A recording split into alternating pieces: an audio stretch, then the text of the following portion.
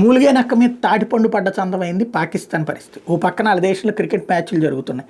అదే ఛాంపియన్స్ ట్రోఫీకి ఆతిథ్య జట్టు. అదే సందర్భంలో ఇప్పటికే ఐఎస్కేపీతో పాటు ఐఎస్ఐఎస్కి సంబంధించినటువంటి కోర్సన్ ఇట్లాంటి వర్గాలు అక్కడ రెడీలో ఉన్నాయి. ఎవరైతే ఈ క్రికెట్ మ్యాచ్లకి చూడటానికి వచ్చేటువంటి విదేశీయుల కిడ్నాపు, అవసరమైతే క్రికెట్ మ్యాచ్లు ఆడే వాళ్ళ మీద దాడి చేయడం ద్వారా ప్రపంచం దృష్టిని ఆకర్షించవచ్చు అన్నటువంటి ఒక ప్రయత్నం జరుగుతుంది. దానితో భయపడి ఇంటెలిజెన్స్ రిపోర్టులతో మొత్తం పాకిస్తాన్ అంతా హై అలర్ట్ ప్రకటించుకున్నారు. ఎక్కడికక్కడ జాగ్రత్తలు తీసుకుంటున్నారు.